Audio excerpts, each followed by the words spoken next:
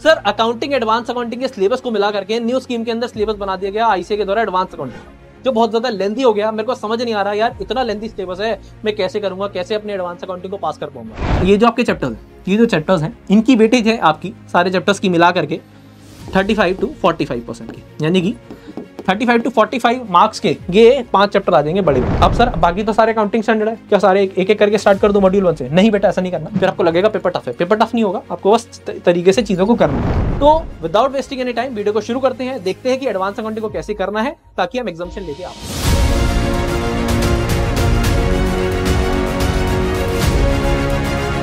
तो how to start advance accounting के लिए सबसे पहले आपको देखना पड़ेगा कि एडवांस अकाउंटिंग का सिलेबस क्या है। हाँ जी, तो आपके आईसीए ने क्या करा है बेटा, पूरे के पूरे सिलेबस को एडवांस अकाउंटिंग को 3 पार्ट में बांट दिया है, मॉड्यूल 1, मॉड्यूल 2 एंड मॉड्यूल 3। हाँ जी, मॉड्यूल 1 में अगर मैं देखूं तो मॉड्यूल 1 में क्या है, मॉड्यूल 1 में है सबसे पहले थ्योरी, जैसे कि introduction to accounting standards, applicability of accounting standards, framework and presentation of financial statements and presentation and disclosure based accounting standard. Presentation and disclosure based में कौन से आएंगे, जैसे कि AS1 आ गया है ना, डिस्क्लोजर का है, AS3 कैश फ्लो स्टेटमेंट वाला आ गया, उसके अलावा AS17 आ गया सेगमेंट रिपोर्टिंग, AS18 आ गया रिलेटेड पार्टी डिस्क्लोजर, उसके अलावा AS25 इंटरिम फाइनेंशियल रिपोर्टिंग। तो बेसिकली प्रेजेंटेशन से बेस्ड जो भी अकाउंटिंग स्टैंडर्ड है वो आपके मॉड्यूल 1 में आ गए हैं। अब मॉड्यूल 2 की हम बात करें तो मॉड्यूल 2 में सबसे पहले आएंगे एसेट बेस्ड अकाउंटिंग स्टैंडर्ड, जैसे कि आपका inventory AS2, property plan and equipment जैसे कि आपका AS10, अकाउंटिंग फॉर इन्वेस्टमेंट जैसे कि AS13, बोरोइंग कॉस्ट जैसे कि AS16, लीजेस जैसे कि AS19। तो ये सारे के सारे आपके एसेट बेस्ड अकाउंटिंग स्टैंडर्ड आएंगे मॉड्यूल 2 में।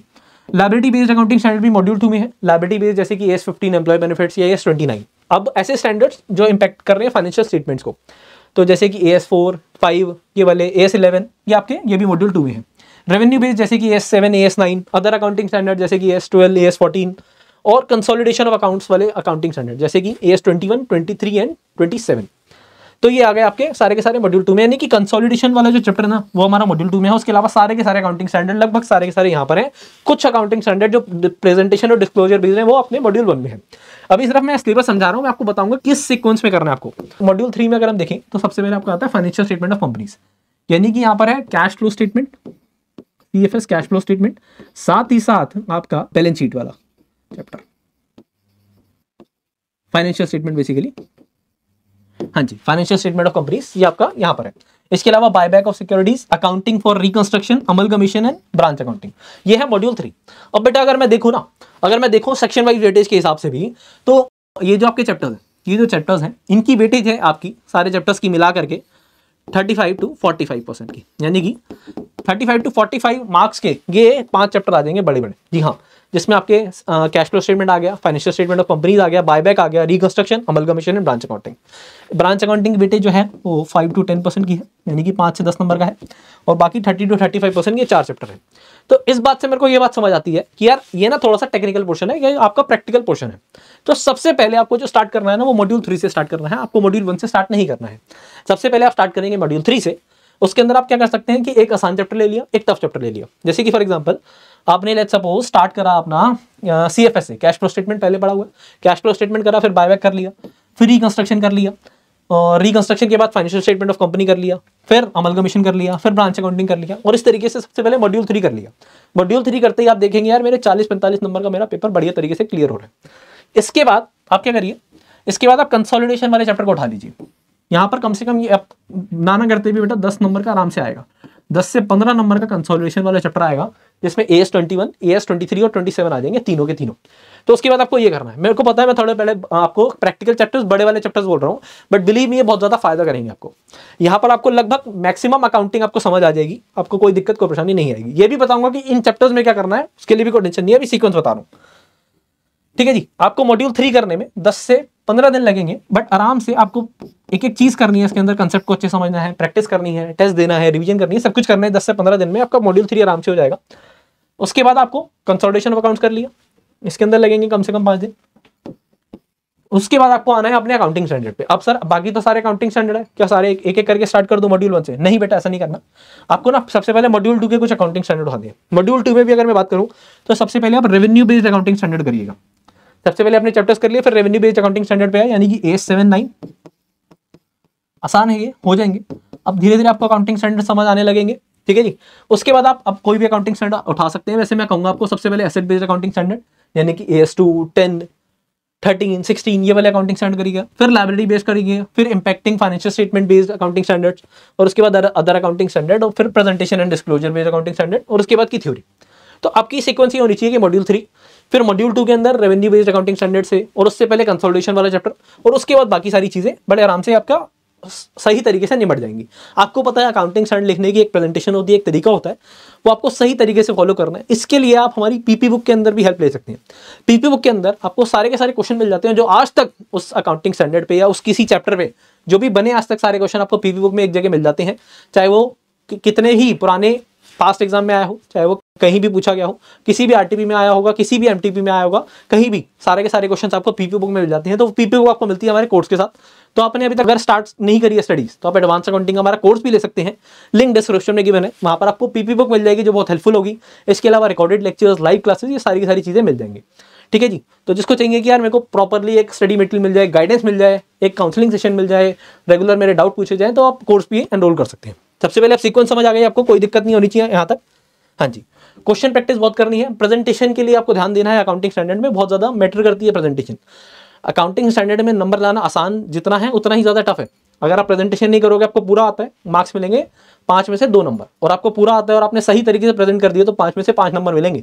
थ्योरी है एक टाइप की, बट तब भी पूरे नंबर लाना बहुत आसान है।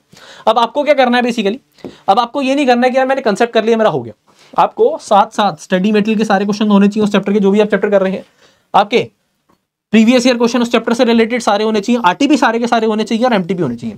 प्रीवियस ईयर क्वेश्चन की अगर मैं बात करूं तो कम से कम 8 सालों के प्रीवियस ईयर क्वेश्चन हर एक चैप्टर के, आरटीपी पिछले 4 सालों के आरटीपीस, एंड पिछले 2 सालों के एमटीपीस, ये आपको मिनिमम करना ही करना है।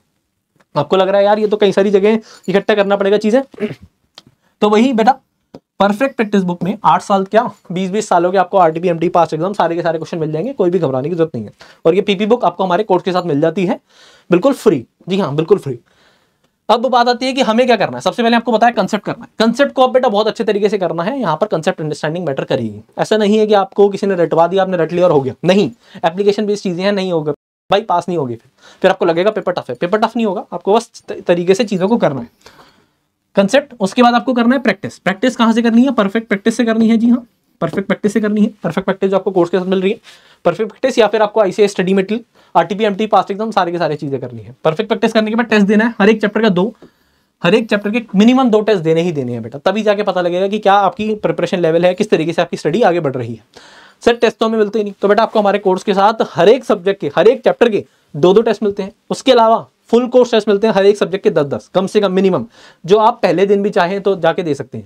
मेरे को पता है अभी आपके लिए यूजफुल नहीं है, बट आप वो कभी भी दे सकते हैं, और आपको विद इन 5 to 7 डेज वो सारे के सारे टेस्ट पेपर चेक होकर मिलते हैं। ऐसा नहीं है कि यहाँ पर रद्दी खट्टी हो रही है और फिर आपको मिले ही नहीं कभी टेस्ट पेपर। आपने टेस्ट सबमिट करा, उसके विद इन 5 to 7 डेज आप कभी भी, आपने टेस्ट सबमिट करा कभी भी, और उसके विद इन 5 to 7 डेज आपको पेपर चेक होकर मिल जाएगा। और इन टेस्ट पेपर्स की खास बात क्या है कि आप कभी भी टेस्ट पेपर दे सकते हैं। फॉर एग्जाम्पल कोई बच्चा आज ज्वाइन कर रहा है, तो आप आज आपने क्या करा, आपने चैप्टर को पढ़ा, आपने कल टेस्ट दिया, कल टेस्ट देने के बाद उस विद इन 5 to 7 डेज आपको चेक होकर मिल जाएगा। किसी बच्चे ने 2 महीने बाद कोर्स लिया, तो वो वाला टेस्ट वो 2 महीने बाद भी दे सकता है। मतलब कभी भी दे सकते हो, सवेरे, दिन में, शाम को, रात को। यानी कि अगर कोई वर्किंग है या कोई और कुछ कर रहा है, आपकी कॉलेज है, तो आप कभी भी टेस्ट दीजिए, कभी प्रैक्टिस करिए, कोई दिक्कत नहीं है। इसके अलावा आपको टाइमली बेसिस पे रिवीजन करनी है। सिलेबस मेरे को पता है बहुत ज्यादा वास्ट है, बट अगर रिवीजन टाइमली नहीं होगी ना, तो बेटा कोई मैटर नहीं करेगा।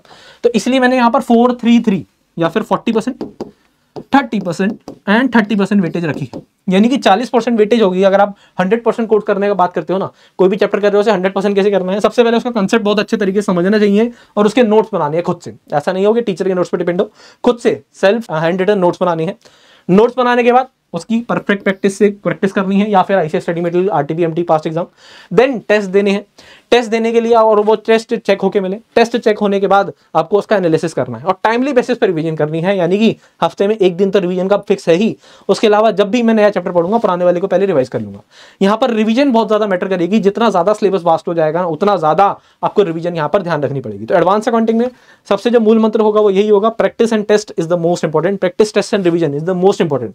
Without these 3 things you can't able to clear the advance accounting paper with exhibition. तो ये तरीका रहेगा आपको एडवांस अकाउंटिंग के पेपर को क्लियर करने का। उम्मीद करता हूं आपको मेरी बातें समझ आई है, और आप हमारे सी इंटर 3.0 कोर्स में भी एनरोल हो सकते हैं, जो इंडिया बेस्ट सेलिंग कोर्स है। इसके अंदर आपको pre recorded lectures, live classes, जो हर एक मंथ आपका लाइव बैच आता रहता है। इसके अलावा डाउट क्लासेस, डाउट सेक्शन के अंदर आप थ्रू डाउट आप पोस्ट कर सकते हैं। काउंसलिंग सेशंस, ये सारी की सारी चीज़ें मिलती हैं, और टेस्ट पेपर्स, परफेक्ट प्रैक्टिस, ये सारी की सारी चीज़ें मिलती हैं।